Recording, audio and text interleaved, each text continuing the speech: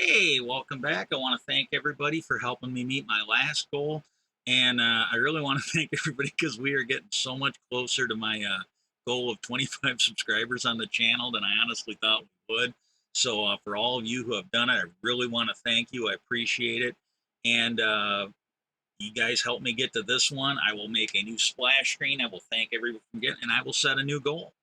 And the subject for this one here, I did a video a little bit ago. It's on the channel where I talked about, at least I think I did. Maybe I didn't. Maybe I just talked about it on Twitter.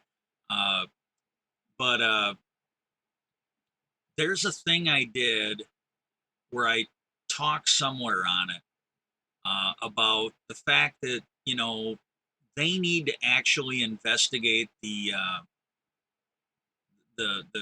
what probably I think are going to be criminal actions that were taken in the DOJ. I think the FBI, and they need to look at it. Uh, the FBI, when they did their investigation of Kavanaugh, and they just, it was supposed to be an investigation, and it was presented as an investigation, and it looks like they took all the serious complaints about Kavanaugh and just handed them over to the White House. Um, I don't know if an official report was filed with Congress, but it seems to me that when they handed that over, and they did what they did, maybe there's people in the FBI that could be charged with lying to Congress. And there's some other stuff that's going on, and I talked about it in that other video. There's other stuff that happened or if I didn't do a video, I talked about it on Twitter. But there's other stuff that has gone on in that. Hang on one second. But there was stuff that happened in the DOJ, like in one case, and this was the Flynn case. He had already pled guilty. There wasn't a whole lot left to do other than sentencing. And there was a certain point where the judge told him, hey, you committed treason from your office. And the judge backed off on it a little bit. He kind of backed away from it. But in open court, he said on the record, you committed treason from your office. And because they were basically supposed to sentence him. And he suggested that they wait until he had actually done his duty and helped put some other criminals away. And he said, if you want, I'll fine for you now. Well, that's when I think Flynn realized he was going to have to produce or he was going to go to jail. And because that judge was under no obligation to honor that plea deal he had made with Mueller and them. And he was looking at some pretty serious jail time, I think, but he did not want to be found guilty by that judge because the judge wanted to see results before he honored that plea deal. He wanted to see some results. He wanted to see some people basically go to jail from Flynn's testimony. And I don't think Flynn had any intention of doing it. I really don't. But the judge had to replace the prosecutors. Because when Bill Barr came in, it sounded like he sent orders to dismiss the case. The prosecutors refused and they quit. He put, a couple little fucking bootlickers in there and they agreed to do it. The judge would not accept it. And what he ended up doing, and I think it was that Kraken lady, God, I can't remember what her name is, but that Kraken lawyer that worked for Trump, I think she was defending him. And the defense lawyer at a certain point told the judge he had to dismiss because there was nobody prosecuting it. It was worded a little different, but because the prosecutors were sitting at her table. They were not representing we the people, in my opinion. They were representing the fucking traitor, Flynn. And so he had to hire someone to do the work of a prosecutor because the government, and this is all stuff that should be investigated. And I do want to say here that I get up sometimes in the morning to feed the cats, and then on the weekends, I always look forward to seeing Katie Fang and somebody else. When I got up today, and this is Sunday the 11th, when I got up today, she wasn't on. They had one of their big reporters covering, the story, and I kind of miss not having her on. I don't know what's going on. Maybe she's getting her own big show during the evening, but I kind of like seeing her in the morning. And I think Belshie's the other one, and Mendy Hassan is another one you see in the weekend, and I haven't seen them for a couple days, couple weekends. I haven't seen them on like they normally are.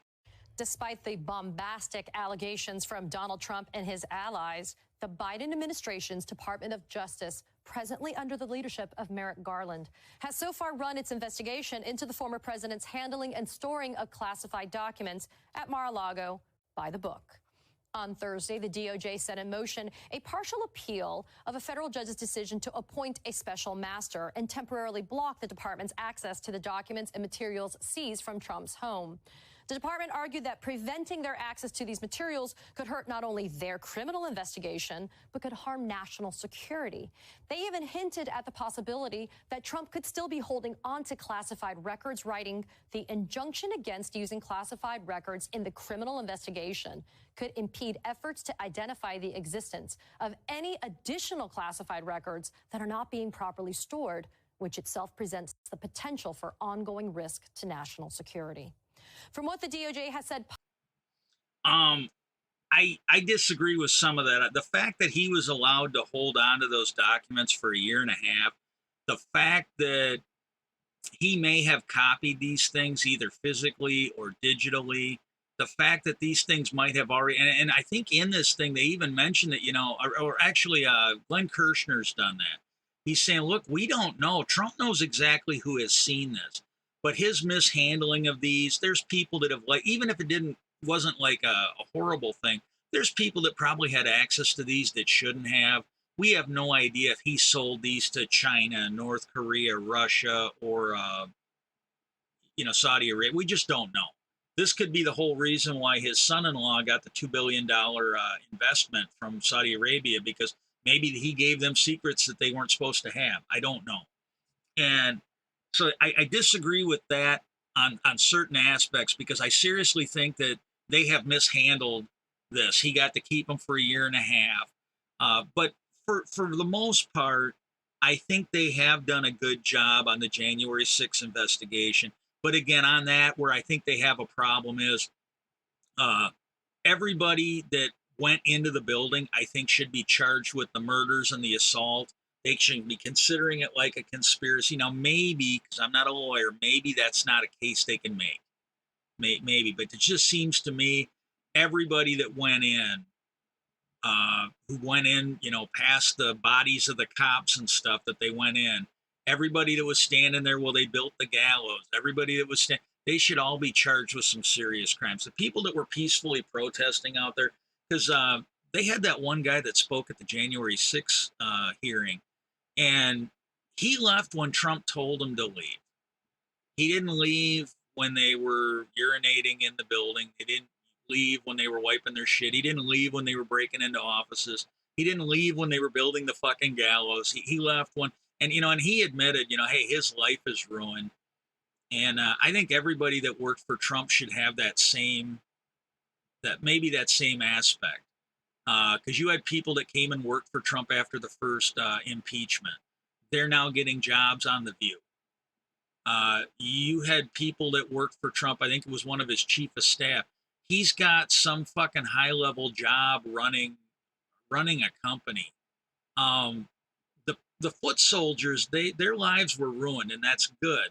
But the people that worked for him, they haven't had their lives ruined, and more than likely they will resurface in another Republican administration, or they will be shaping the news or getting a shitload of money for a job. And it just seems like they should all have their lives ruined for supporting this, because otherwise, as long as the fat cats, as long as the ones that worked for him in the White House, as long as they're able to get their spot on The View or able to get their spot running a company, there is no incentive for the next one not to do it. And that's the thing we have to look at. And that's why I was kind of glad when the president kind of called this out recently. But yes, I got some issues with what she said there. And then the next thing I want to talk about is what Michael Cohen said.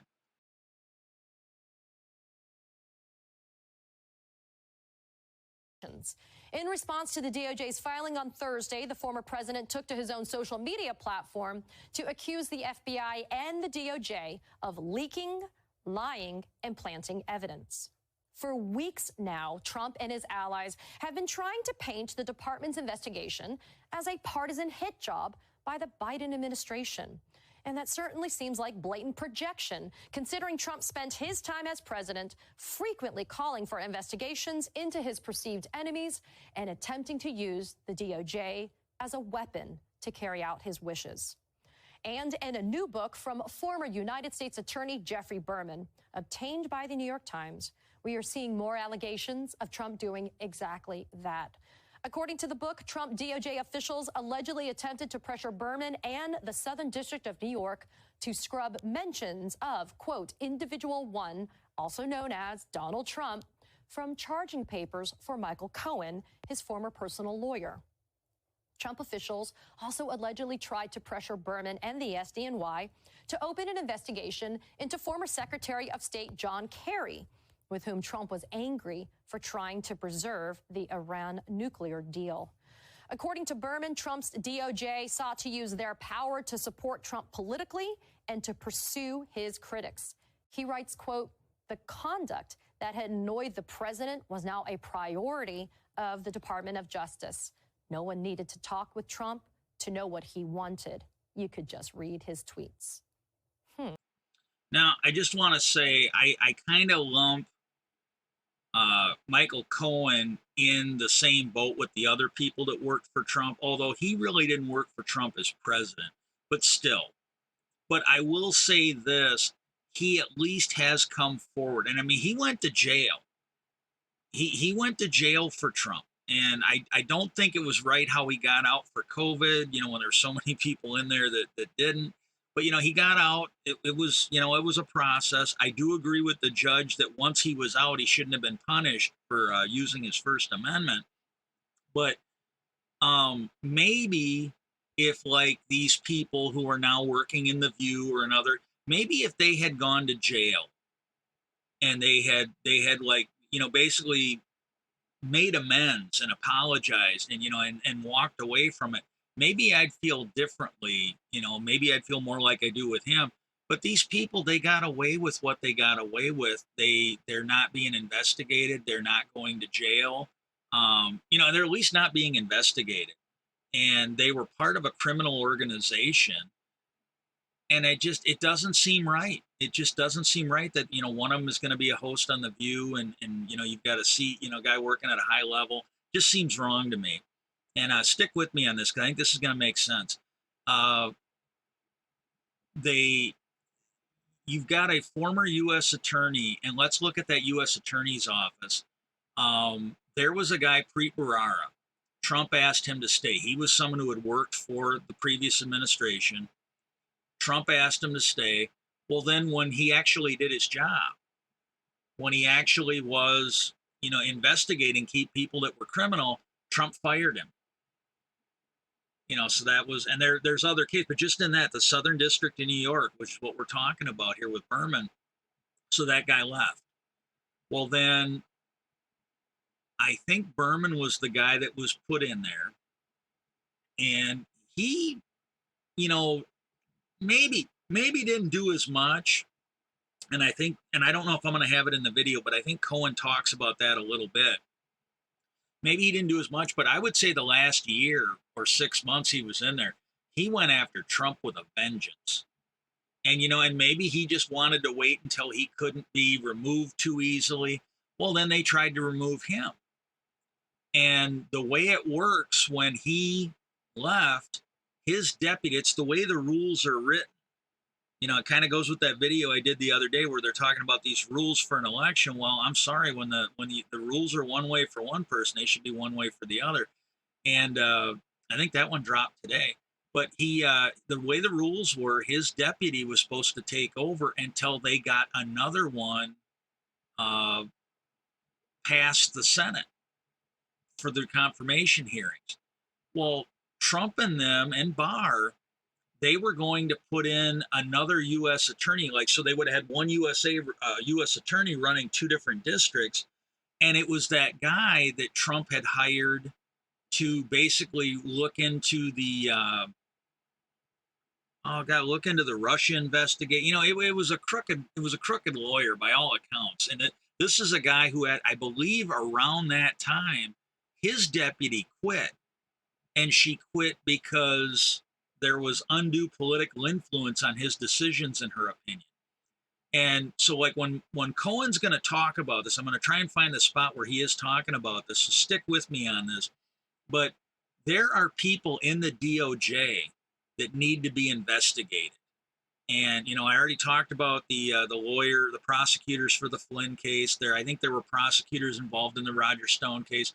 These people should all be investigated, but these U.S. attorneys, like, listening to the report that's coming out now, and this is coming from one of the U.S. attorneys. He's talking about, well, yeah, they were basically trying to force us to do illegal shit, and that's effectively what he's saying. And so this needs to be investigated. Some of these people probably need to go to jail because, again, if you don't, what is going to stop the next crooked Republican administration from doing the exact same thing? Nothing. If they're going to get away with it, they will have no fear of doing it again. Michael Cohen. He's the host of the Mea Culpa podcast, and he's the author of the new book, Revenge: How Donald Trump Weaponized the United States Department of Justice Against His Critics. Michael, you're always welcome on the show, and it makes me happy to have you here today. As soon as I read that New York Times article about Jeffrey Berman's new book, and I saw that you are specifically named in it, you knew I had to have you on the show to ask, what's your response to these new allegations by Berman about Trump's politicization of the Justice Department? Yeah, so interesting. Your previous guest, Matt, was talking about how politicians use the power of their office in order to advance themselves. Well, Jeffrey Berman, as the head of the criminal division for the Southern District of New York, did exactly the same thing. So he just needs to expand that. It's not just politicians, it's anyone in these elected official seats. When I saw it, I have to be honest, I'm wondering why Jeffrey Berman hasn't been indicted, why he hasn't lost his law license. I want you to think about this, Katie, because this is the part that really angered me the most. He is the head of the criminal division. He's being pressured by the Attorney General of the United States of America on behalf of the President of the United States of America to do things which are improper/illegal. And yet he doesn't notify anyone. He keeps it to himself for what, 5 years now? So he has something to write about in a book? I mean, that to me is improper. That to me is not doing your job and what you swore an oath to. And so why he is not being, look, I've already spoken to, right after seeing the article, I reached out to my counsel, Andy Laufer and Jeff Levine. And one of the things I said is, why are we not including Jeffrey Berman in the Bivens action that I have against the United States government, Bill Barr, Donald Trump, the Department of Justice, et cetera? And why are we not adding Jeffrey Berman in, considering this dope just basically implicated himself in, what we'll call a scheme? A scheme to scrub my, charges that were levied against me, some of which are absolutely lies, but to scrub Donald's name from those charges so that he could claim it had nothing to do with him. It was only about Michael Cohen. Interestingly enough, I had sent to you. And I just want to say that, that right there is at the heart of it. And like, he's talking about Berman, and I don't know. I honestly don't know if he's right or not. I'm sure knows way more about it than I. He actually did go to law school. I don't know how good of a lawyer he was working for Trump, but he actually did go to law school. So he might know more about this than me. I don't know if that's a real big issue or not. But like, where he's talking about Bill Barr, instead of going on this rehabilitation tour that he's not, I don't understand why he's not being investigated for his obstruction of justice in lying about the Mueller report. I don't understand why he's not being investigated for obstruction of justice. There is a law that states any criminal referral that you get from Congress, whether it's the House or the Senate, must or shall be put before a grand jury. And you had umpteen criminal referrals from the Congress, from the House, from the Republican-controlled Senate that made it to the Justice Department. He didn't act on any one of them. How is that not something you can charge him with obstruction of justice? And there's other things he did where he basically had that guy investigate the Russia investigation. I don't understand how that's not obstruction of justice or prosecutorial misconduct. At least him and that U.S. attorney, I think, should be losing their law license on that. That lawyer that he put in charge, that prosecutor, that U.S. attorney that he left behind as a special prosecutor. When you look at the actions he has taken, I don't understand why he's not being in charge with those for, again, at least removal of his law license, if not jail or fines. And this is something that needs to happen. And I hope, I doubt it, but I seriously hope that maybe something's going on behind the scenes.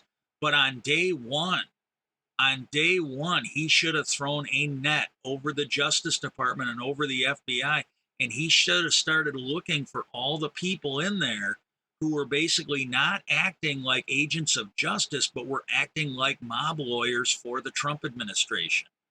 And I think if they did it, I think, because what we're seeing now is there are people in the DHS, there are people in the Secret Service that likely should be indicted and charged with crimes for destruction of evidence and all this other stuff. And I don't know how to go any further into this. And for those of you that stuck around, I'm really glad you did. But this is something, we have a serious problem in this country, and we really need to get some serious people in there.